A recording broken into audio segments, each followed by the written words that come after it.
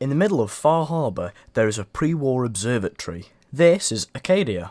This is a refuge for synths from the Commonwealth. Here lives the brother of everyone's favourite effective detective, Nick Valentine, DiMA. When you first meet DiMA, he's an altruistic runaway from the Institute. In this video, I'm going to hang out DiMA's dirty laundry and expose his dark secrets, and discuss the morals surrounding them. Now, of course, there will be many Far Harbour spoilers. This is your warning. These are the sins of DiMA. Now, before we bring in the jury on DiMA, let's get a bit of backstory. Now, DiMA actually created Far Harbour's fog condensers, which you see dotted around the island, which keep everyone safe, so I suppose that brings him to -1 on our sin tally. Now, on Far Harbour, there are 3 factions: Acadia, the people of Far Harbour, and the children of Atom. Click the link in the top right, it's brilliant, I promise. Now, when you turn up, tensions are high, and the entire island could descend into war at the drop of a hat. Now, we learn from speaking to DiMA and from various holotapes and terminals, specifically in the nucleus, that instead of negotiating peace terms with the other factions, he did some morally grey things. Which brings us nicely on to sin number 1. Now, when we first arrive at Far Harbour, we are oddly greeted by Captain Olympia Avery, who seems a little bit different than the rest of the inhabitants. But anyway, we find out later in the story that she has been dead for a while. We learn that DiMA kidnapped, killed, and replaced her with a synth in order to control the citizens of Far Harbour, in order to keep his cause safe. We find this when we enter the Vim Pop Factory's basement. We find a coffin containing the remains of Avery, the original Avery. We find her locket, her skull, and a holotape. Is it going to be painful? Yes. It's going to be like having everything you are ripped out and replaced with something else. Someone else. I'm ready. I wish I could say goodbye to everyone. No one else can know. This isn't just about infiltrating Far Harbour. It's about becoming the human that synths drawn here need to meet. Reasonable. Willing to accept them as just another living thing.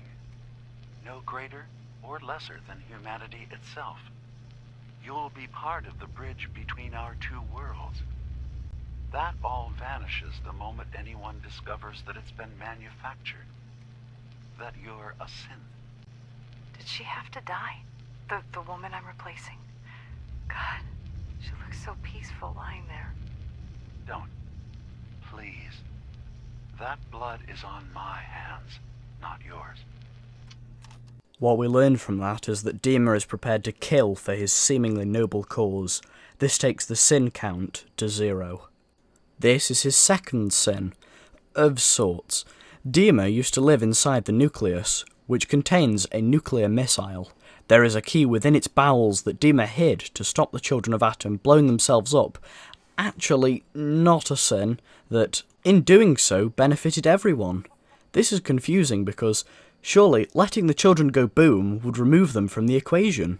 This begs the question, is DiMA just misguided? Further evidence of this can be found in the nucleus. Also, there is a terminal in the main command area that contains DiMA's encrypted memories. Apparently, he was so ashamed of killing Avery that he removed his memories. He couldn't live with the guilt. Does he have a conscience? Personally, I think he took the easy way out.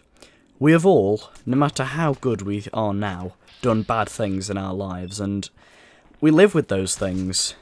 We may not do things like that anymore, but those bad actions that we took made us who we are today. We learn to be better than those bad things. DiMA just removed them and ignored them. From one of DiMA's memories, we find the location of the nuclear launch key. Another memory shows the location of the wind turbine kill code that shuts off the fog condensers in Far Harbour, letting all manner of mutated creatures devour the town. Now, I bring up this code as, on the same paper as the code, is a message that DiMA wrote. It reads, "Consider the consequences. Lives taken cannot be given back." Does he have a good moral compass? So much conflicting evidence. When you confront DiMA with what you found, you are given a choice. You can persuade him to let Far Harbour's people put him on trial and kill him, either sparing Acadia or not. Or you can keep his secret, and he will task you with killing the Children of Atom's leader, High Confessor Tectus, and then DiMA sends a synth to replace him, giving him control of both factions. However, if you sided with the Brotherhood of Steel or the Institute, you can clear Acadia, including DiMA, by either eradicating them or reclaiming the synths. Well, DiMA is, in my opinion, Far Harbour's most interesting character. He's done bad things, he's done good things. I think that his intentions were good, but what he did was bad. Of course, should you wish, you can just reject all of what I've just said, don your T-60 power armour and yell Ad Victoriam as you blow Acadia to Kingdom Come.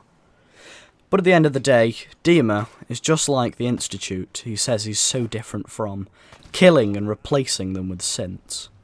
In my game, I kept his secret because Nick Valentine wouldn't like it when DiMA was killed. But what do you think? Leave your thoughts in the comments, please like this video if you enjoyed it, and subscribe to see more like it. That's it from me, goodbye.